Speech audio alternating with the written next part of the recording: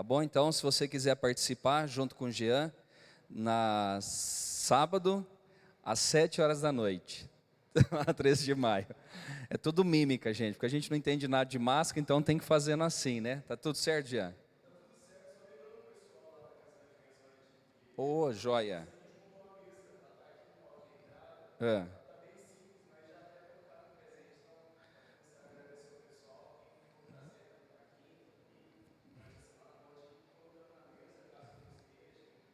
Amém. Então você já montou a mesa para nós lá, né? Já está aqui no hall de entrada? Legal. Então, até o dia 15, que você possa, você que pegou uma criança aí que adotou, já traga o quanto antes, já nesses próximos finais de semana, para que a gente possa então, antes do Natal, levar essas doações lá para a casa da criança, tá bom? Vamos lá então, gente. Eu quero que vocês abram comigo em Romanos capítulo de número 4. Tem um pessoalzinho com a gente aí na internet, o Nani disponibilizou um tablet, que a gente está ficando chique aqui, né, Nani? A Sheila, o Roger, a Fátima, a Neuza já está, Neuza Felipe, você conhece alguém com esse nome, dona Tereza? Sua irmãzinha querida, né? Ela está lá de São Paulo assistindo, o Manuel também lá de Rio Preto, a gente agradece a Deus aí por esses irmãos. Tem gente de Jardim, só internacional hoje, ó. Jardinópolis, Rio Preto, Moçambique, a gente tá chique aqui, lá de São Paulo, da capital, e aqui de Ribeirão, e você que está aqui hoje também. Vamos lá então? Eu queria falar um pouquinho hoje da fé de Abraão. A gente sempre ouve que Abraão ele é o pai da fé, mas o que o tornou pai da fé? O que fez desse homem ter esse título pai da fé? Por que ele é o pai da fé? Somente porque ele era o patriarca, somente porque Deus o chamou lá em Gênesis 12, dizendo, olha, de ti farei uma grande nação. E eu peguei esse texto emprestado aqui do apóstolo Paulo, que ele escreveu para a igreja de Roma, para a gente entender um pouco como que funcionava a mente desse homem chamado Abraão, que é o pai da fé. Então, é uma palavra breve, mas eu queria que você tentasse imaginar como foi a vida desse homem. E o que ele superou para ter esse título hoje de o pai da fé, tá? O texto então é Romanos, capítulo de número 4, o versículo é de número 17 em diante, que está escrito assim. Como está escrito? Por pai de muitas nações te constituí, perante aquele no qual creu, o Deus que vivifica os mortos e chama a existência as coisas que não existem. Grife isso aí. Abraão, esperando contra a esperança, creu, para vir a ser pai de muitas nações, segundo lhe fora dito, assim será a tua descendência. 19. E sem enfraquecer na fé, embora levasse em conta o seu próprio corpo amortecido, sendo já de 100 anos, e a idade avançada de Sara. 20.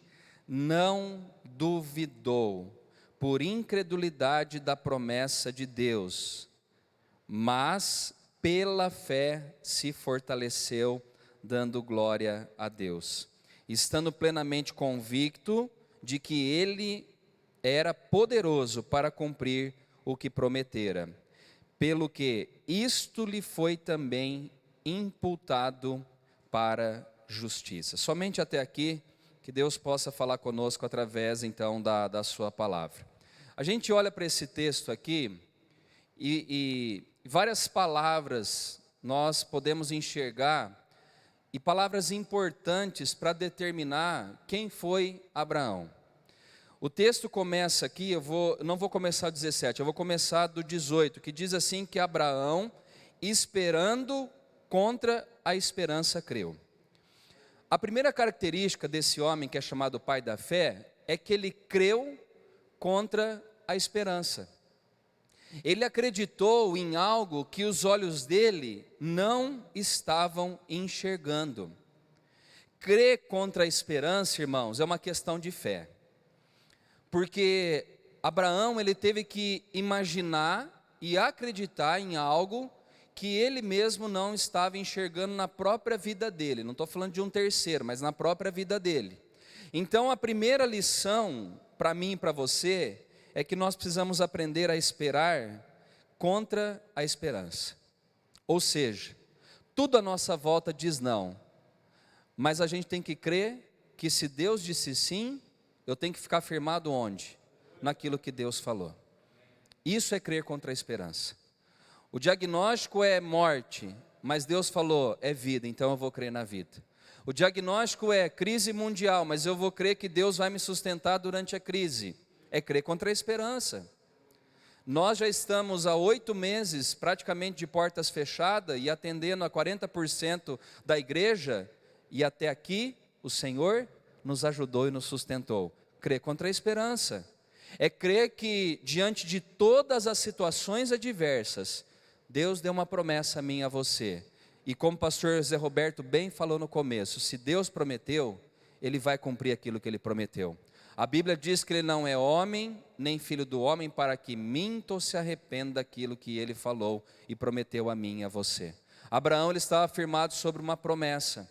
Vamos ver a promessa? Deixa aí aberto, se você tiver com a Bíblia de papel, em Romanos 4. Vamos lá para Gênesis. Só para a gente entender aonde estava firmada essa esperança dele.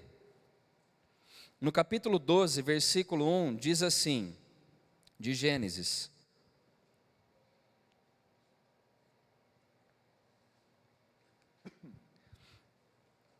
vou dar um tempo, eu estou muito rápido aqui, né? Vamos lá.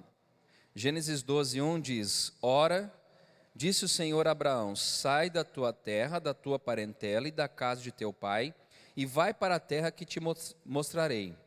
E olha a promessa: de ti farei uma grande nação, e te abençoarei, e te engrandecerei o nome, se tu uma bênção.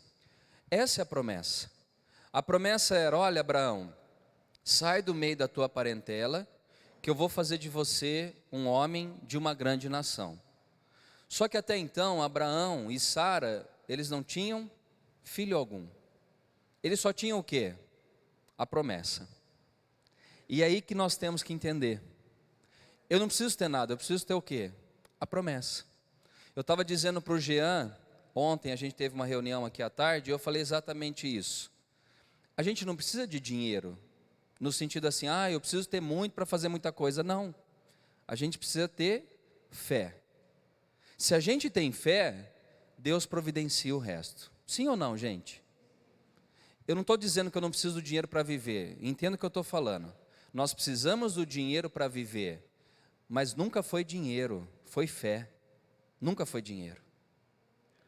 O que sustenta a nossa vida é a fé. O dinheiro é uma consequência do nosso trabalho e da fidelidade de Deus a nós aqui na terra. Vocês concordam comigo? Nunca foi dinheiro. A igreja está aberta debaixo de uma crise. Nunca foi dinheiro. E vamos falar a verdade. Quantos milagres a gente está vendo nessa área financeira aqui? Quantas coisas Deus tem feito? Nunca foi dinheiro. É fé. Eu creio, eu acredito contra aquilo que os nossos olhos estão enxergando. E nós vamos andar então baseado na promessa de Deus. Eu não estou igual o Silvio Santos jogando dinheiro, não é isso que eu estou dizendo. Mas eu estou dizendo que eu creio naquilo que Deus prometeu. E por crer, Deus faz o quê? Ele é fiel à sua palavra e à sua promessa. Ponto final. Abraão, ele estava firmado numa promessa. Tanto é que se você estudar o livro de Gênesis, capítulo de número 12, você vai ver que Deus chamou ele para ir para um lugar que ele nem sabia para onde ele ia. Uma promessa totalmente doida, dizendo, sai do meio da tua parentela e você vai para um lugar que eu vou te mostrar. Que promessa doida, gente. Se Deus falasse, olha Abraão, você sai aí do meio da sua parentela e vai lá perto do Egito e ali eu vou te abençoar, é uma coisa. Ele falou, não, vai andando que eu vou te mostrar o caminho. E Abraão fez o quê? Ele foi debaixo de uma promessa e Deus sustentou Abraão debaixo de uma promessa que ele havia feito a Abraão. Vamos voltar agora para Romanos capítulo de número 5 para nós entendermos o que está acontecendo aqui no texto. Vamos lá. Diz assim então, Abraão, 18, esperando contra a esperança, creu, para vir a ser o pai de muitas nações, segundo lhe fora dito, assim será a tua descendência. Então a primeira lição é que nós devemos aprender com Abraão que nós devemos crer contra a esperança. Ou seja, tudo conspira contra, mas Deus falou que vai estar comigo todos os dias da minha vida, tá bom? Versículo 19: e sem enfraquecer na fé, embora levasse em conta o seu próprio corpo amortecido, sendo já de 100 anos e a idade avançada de Sara. Segunda coisa que nós aprendemos aqui, que Abraão não enfraqueceu na fé. É certo que, pela pressão de Sara, ele foi tentar dar um jeitinho na promessa. Isso é verdadeiro, a gente não pode esconder. Sara falou, não, eu preciso ter. E aí ele foi lá, deitou com a concubina de Sara e teve Ismael. Mas isso não vem ao caso hoje. Uma coisa é fato, irmãos, que esse homem, diz a palavra de Deus, que ele não enfraqueceu na fé. E é fácil enfraquecer na fé? Sim ou não, gente? Fala a verdade. É fácil. É fácil enfraquecer na fé. Sabe por que é fácil enfraquecer na fé? Porque a maioria de nós andamos por aquilo que nós estamos vendo. Por isso que nós enfraquecemos na fé. A gente olha um jornal, assiste um jornal, e a nossa mente está sendo alimentada com o quê? Com as notícias do jornal. E aí, a nossa fé, o que acontece com ela? Enfraquece. Você já viu o time desmotivado entrando em campo? Ele já entra sabendo que vai, é que nem o Corinthians ultimamente quando joga com o Flamengo. Já entra sabendo que vai perder. E acontece o quê? Perde. Na vida é igual às vezes um jogo, só que muito mais complicado que um jogo. Que muitas vezes nós enfraquecemos na fé, porque nós nutrimos a nossa mente, o nosso pensamento, com aquilo que não nos traz esperança. Nós alimentamos de notícias ruins, contrárias. E aí, irmãos, nós aprendemos algo com Abraão. Sabe por quê?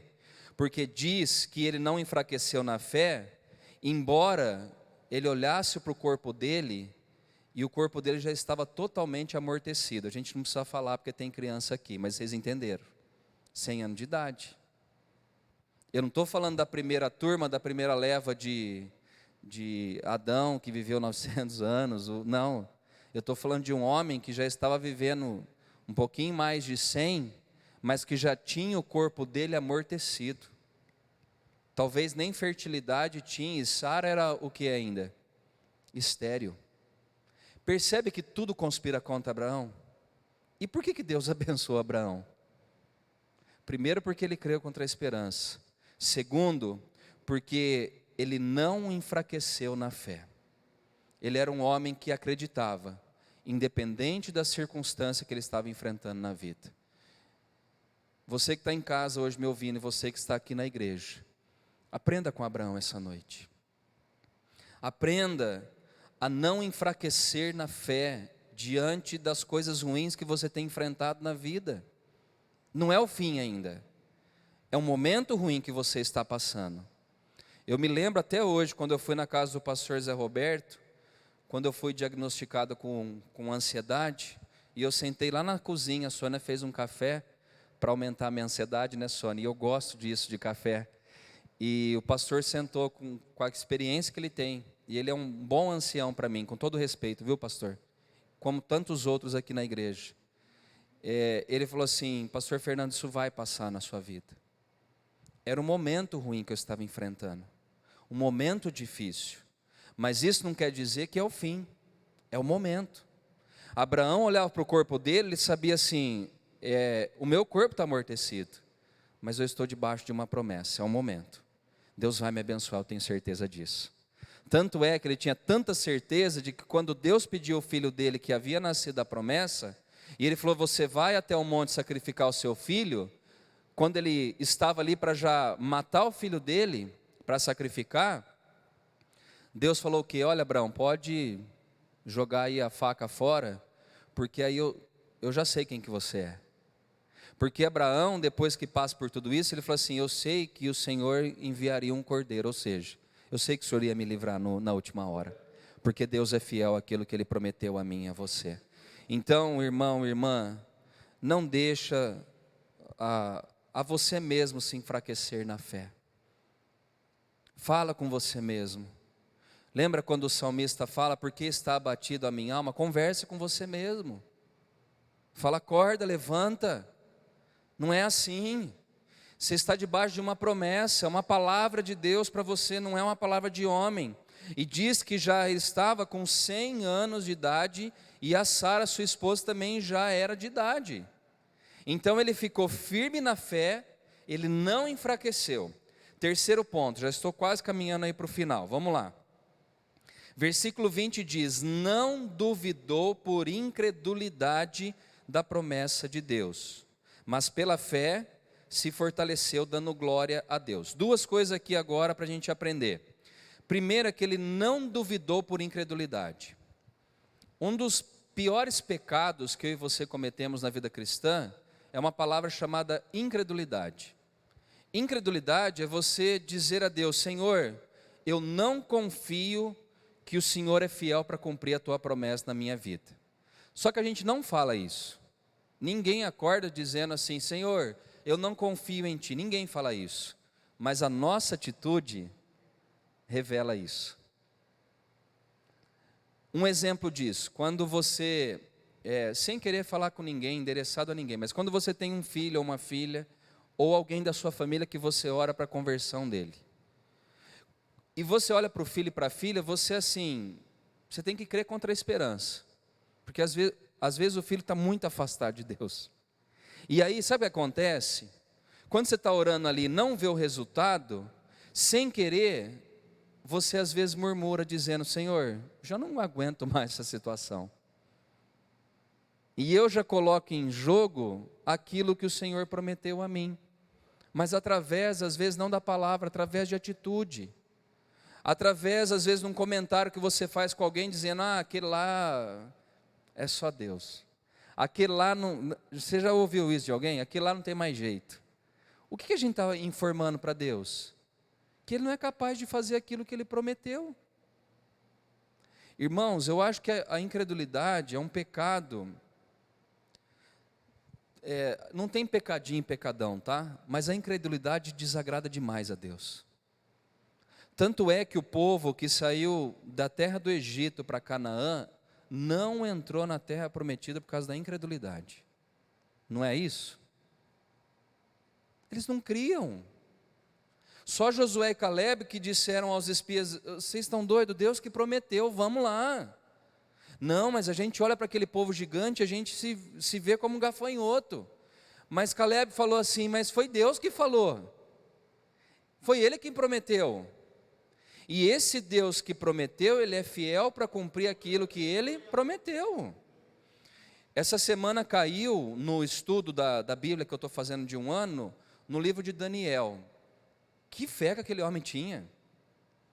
Vem um decreto lá dizendo, você não pode se dobrar diante de nenhum Deus, você só pode se dobrar diante do rei. O que Daniel fez? Não mudou a rotina dele. A Bíblia diz que esse homem foi lá, na janela do quarto dele, onde ele orava todos os dias e orou 3 vezes ao Senhor. Aí teve um endemoniado que falou assim, olha, rei, você está vendo lá o seu peixe, lá o Daniel? Porque o rei gostava de Daniel. Era um homem de Deus, revelava sonho, Deus era com ele, onde ele colocava a mão. Só que ele estava debaixo de um decreto. Ele falou assim, aquele rapaz lá desobedeceu a sua ordem. E o decreto era o quê? Joga na cova dos leões. Daniel duvidou? Ficou com medo? Não, ele não mudou a rotina dele. Porque ele sabia que Deus estava presente na vida dele. Essa é a diferença. E diz que ele foi lá, foi lançado na cova dos leões. E diz lá que o texto, que os leões não atacaram a Daniel.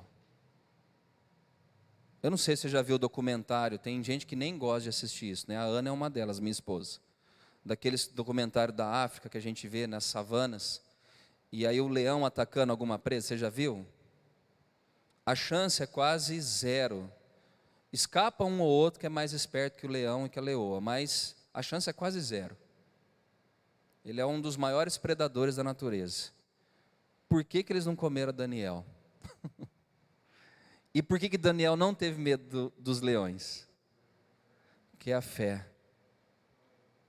Lembra de Sadraque, Mesaque e Abednego que falaram assim: olha, fique sabendo, rei, se Deus quiser Ele vai nos livrar da fornalha, se Ele não quiser a gente vai morrer queimado. É fé. Diz que esses homens que foram lançados na fornalha, que eram conterrâneos de Daniel, não tinha nem cheiro de fumaça na roupa dele. Como isso? A gente vai comer num restaurante, você sai com a roupa cheia de cheiro de gordura? Como que 3 homens são lançados num fogo, numa fornalha ardente, e nem cheiro de fumaça fica na roupa deles? Fé. Deus te trouxe aqui para você tentar aprender com grandes homens que a vida cristã é pela fé. A gente caminha pela fé, não tem outra forma de caminhar. E vamos dizer a verdade, irmãos, todos nós aqui estamos enfrentando grandes lutas na vida, todos nós. Tem uns que estão mais, né? Tem alguns na igreja que estão na fornalha, mas pessoas que estão crendo. Cheguei na igreja hoje, falei com o Nani, ele falou assim: a Silvana está animada, não foi isso que você falou, Nani? Fazendo quimioterapia, fé.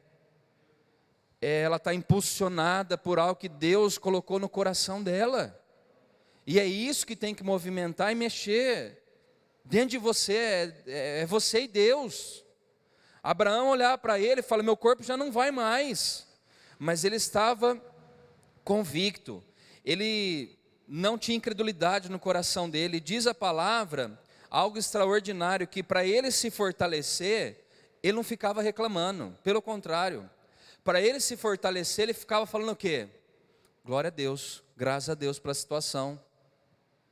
E talvez é por isso que você está na mesma fase da vida, igual um videogame, você nunca passa de uma fase. Deus está falando para você, começa a agradecer diante das lutas que você tem passado, camarada. O filho não converteu, o familiar não voltou para Cristo, agradeça. Deus tem os propósitos dele. O João Vitor, que estava aqui na semana retrasada, há uns anos atrás, quando a gente veio de Santa Cruz para cá, pena que ele não está aqui para contar isso, mas ele falava assim: eu não sei por que Deus está tirando o pastor Fernando e a Ana daqui de Santa Cruz do Rio Pardo. E ficou triste, ficou chateado e chorou. Quase 8 anos depois, ele está fazendo faculdade de medicina aqui em Ribeirão. E nós estamos cuidando dele aqui em Ribeirão. Nós não sabemos os propósitos de Deus. O problema de hoje pode ser amanhã algo que vai estar te livrando de algo pior que você poderia estar enfrentando. Um acidente de carro. Talvez você não entenda hoje, mas Deus sabe o porquê. O que nós não podemos é ficar reclamando e murmurando a todo momento. E gente, eu sou o primeiro a falar que eu preciso mudar nessa área. Porque a gente reclama de tudo. A gente reclama do calor, a gente reclama do frio, a gente reclama disso, reclama daquilo. Reclama de tudo. Não dá certo um negocinho no dia, a gente já começa a reclamar. Dá graças a Deus. Fala: Senhor, obrigado, porque se não aconteceu do meu jeito, é porque o Senhor tem algo preparado para mim melhor.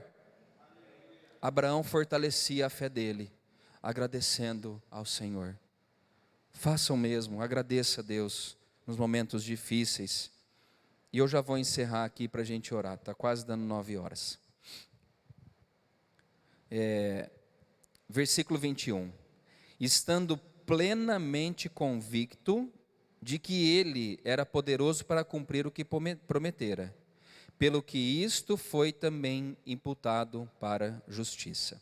E aí eu vou ler, já li aqui o versículo 21, que diz assim que Abraão, ele tinha convicção de que Deus era poderoso para cumprir a promessa. Convicção, irmãos, é algo diferente de você talvez acreditar. Convicção é algo que você tem certeza.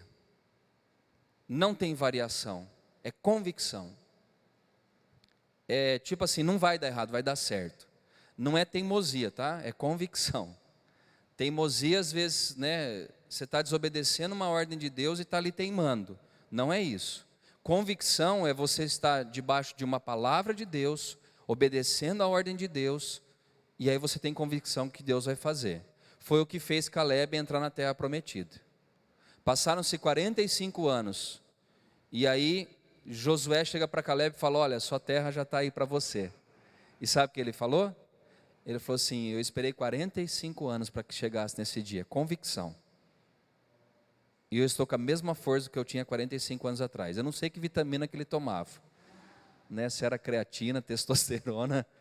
O fato é que esse homem tinha fé. E foi isso que fez Caleb ser quase um dos únicos a receber a promessa que Deus havia dado lá no Egito, através de Moisés. Creia que Deus é poderoso. O 17, que eu falei que eu ia deixar por último, diz assim, a parte B: por pai de muitas nações te constituí, perante aquele no qual creu, o Deus que vivifica os mortos e chama à existência as coisas que não existem. Eu deixei o 17 por último, de maneira proposital, porque o 17, o versículo diz que esse Deus vivifica os mortos. Lembra que, acho que foi no domingo, que eu falei da ressurreição de Lázaro? Ele vivifica os mortos. Ele tem poder para trazer aquilo que está morto à vida. Ele tem poder para fazer isso, porque Ele é Deus. E vários milagres de ressurreição aconteceram na Bíblia. E aí tem uma outra informação, que é essa que eu quero que fique firmado na sua mente, ao você sair daqui da igreja, porta para fora, que diz assim, que esse Deus chama à existência as coisas que não existem. Você pode esquecer tudo que eu preguei, mas guarde isso. Deus chama à existência coisas que não existem. De que forma, pastor? Não sei, porque não existe, mas Ele traz existência. Sabe aquela porta que você fala, não dá para abrir essa porta? Deus cria uma porta, Ele abre a porta. Não dá esse caminho, Deus abre esse caminho. Então, saia daqui essa noite com essa palavra. Mas você tem que estar debaixo de Deus, da mão dele. Se você não tiver, não adianta nada essa pregação minha aqui. Você tem que estar firmado nele, com a sua vida nele, esperando nele, confiando nele. Se você fizer dessa maneira e falar: Deus, eu creio que o Senhor traz existência o que não existe, grandes milagres irão acontecer na sua vida. Você crê nisso? Eu creio que Deus pode fazer isso. E eu estou vivendo isso o ano inteiro de 2020, o ano inteiro. Ele traz a existência. Ele toca num coração de uma pessoa 300 quilômetros daqui, 500 quilômetros daqui. Gilbertinho, que frequentou nossa igreja aqui no começo da pandemia, está morando na Espanha, pastor. Ofertou vários meses aqui para a nossa igreja. Vários meses. Nem da igreja é mais, irmãos. Está morando na Espanha. Não ganha nem mais em real. E por alguns meses na pandemia ele depositava 1.000 e pouco, todo mês abençoando a gente. Deus abre portas aonde não existe. Deus toca num membro aqui que estava ganhando e de repente ganha um prêmio. O membro vem e oferta uma oferta gorda. Deus traz a existência. Uma venda, uma meta batida, uma promoção. Deus não está preso numa caixinha que a gente, ele só vai fazer isso. Não. Com Deus 1 mais 1 não são só 2. Ele pode multiplicar. 5 pães e 2 peixes, Ele fez o quê? Alimentou uma multidão de mais de 5.000 pessoas. Como? Não sei. É um dos milagres que a gente não consegue explicar. A ciência não adianta, porque é milagre. E é isso que Deus faz por mim e por você. Amém? Vamos orar? Feche os seus olhos aí no seu lugar. Com os seus olhos físicos, talvez você não esteja enxergando o que Deus pode fazer. Mas eu quero dizer que Deus pode trazer à existência o que não existe na sua vida. Deus pode curar. Deus pode restaurar. Deus pode tocar naquele coração mais duro, Ele pode tocar e amolecer. Deus pode mexer em estruturas que talvez sejam até inabaláveis, mas Ele é Deus que pode desestruturar aquilo que é inabalável. Num dos versículos que eu estava estudando essa semana, diz que esse Deus que nós servimos, Ele coloca reis e faz também reis caírem, porque Ele é Deus. Ele coloca pessoas no governo, mas Ele também destitui pessoas no governo. Ele é Deus, Ele é Deus, Ele é Senhor, e Ele é fiel para cumprir aquilo que Ele prometeu na sua palavra. Senhor, nós estamos diante do Senhor dos Senhores, diante daquele que era, que é e que há de vir. Nós estamos diante daquele que abriu o mar vermelho. Nós estamos diante daquele que multiplicou pães e peixes. Nós estamos diante daquele que curou uma mulher que sofria 12 anos de uma enfermidade, uma hemorragia. Nós estamos diante daquele que ressuscitou a Lázaro, que ressuscitou a Cristo no terceiro dia, e Ele está vivo intercedendo por nós hoje aqui na terra. Nós estamos diante de um Deus que operou milagres e maravilhas e continua operando até no dia de hoje. Um Deus que traz à existência aquilo que não existe. É diante de Ti que nós estamos, Senhor. E nós queremos agora apresentar cada pessoa que está aqui na igreja, as pessoas que estão nas suas casas, ali participando também desse culto hoje à noite, Pai. Nós queremos apresentar cada um deles diante do Senhor. Queremos apresentar a Sheila, o Roger, a Fátima, a Neuza. Queremos apresentar o Manuel, a Silvana, Pai. Oh Deus, abençoe a tua filha que está passando por esse tratamento. Oh Deus, tem misericórdia da vida dela, Senhor. Sustenta a fé e a saúde da tua filha, Pai, juntamente com seu esposo aqui também, o Nani, Senhor. Os demais irmãos e irmãs que estão passando por lutas. Oh Deus, as pessoas que colocaram os pedidos no grupo de oração da nossa igreja hoje, atende às nossas necessidades por misericórdia e graça, Pai. Oh Deus, nós cremos, Pai, no Senhor, nós cremos na Tua palavra, nós cremos na Tua promessa, nós cremos naquilo que foi pregado hoje aqui, Senhor, nós cremos em Ti, nós cremos contra muitas vezes a esperança. Que o Senhor nos fortaleça essa noite, que o Senhor aumente a nossa fé e que nós possamos aumentar a nossa comunhão contigo também, porque a Tua palavra diz que a fé vem pelo ouvir da Tua palavra. Ó Deus, dá sede à Tua igreja para ouvir a Tua palavra, dá fome, Senhor, e sede para que nós estejamos na Tua presença constantemente, ó Deus.